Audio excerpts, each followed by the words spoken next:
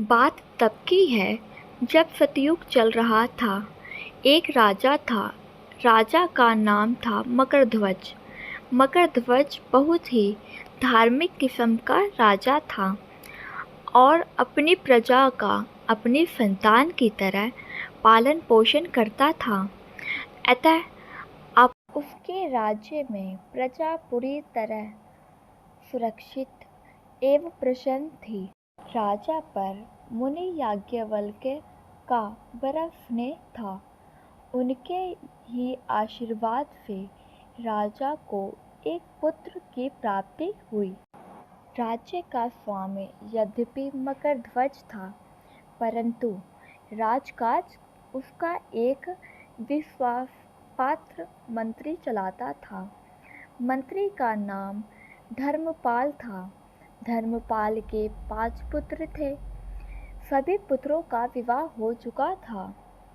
सबसे छोटे बेटे की बहू गणेश जी की भक्त थी और उनका पूजन किया करती थी। गणेश चौथ का व्रत किया भी करती थी। सास को बहू की गणेश भक्ति सुहाती नहीं थी।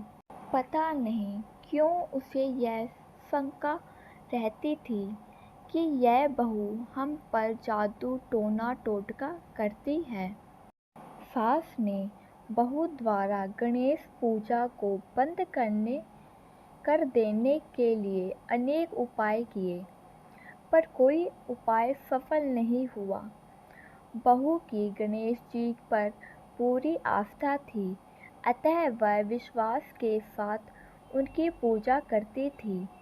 गणेश जी जानते थे कि मेरी पूजा करने के कारण सास अपनी बहू को परेशान करती रहती है, अतः उसे पाठ पढ़ाने के लिए राजा के पुत्र को गायब करवा दिया। फिर क्या था, हाय तौबा मच गई। राजा के बेटे को गायब कराने का संदेह सास पर प्रकट किया जाने लगा। सास की चिंता बढ़ने लगी। छोटी बहू ने सास के चरण पकड़कर कहा, माँ जी, आप गणेश जी का पूजा कीजिए, वह विघ्न विनाशक हैं, आपका दुख दूर कर देंगे। सास ने बहू के साथ गणेश पूजा किया। गणपति ने प्रसन्न होकर राजा के पुत्र को लाकर दे दिया। सास जो बहू पर अप्रसन्न सी रहती थी, प्रसन्न रहने लगी और साथ ही गणेश पूजा भी करने लगी।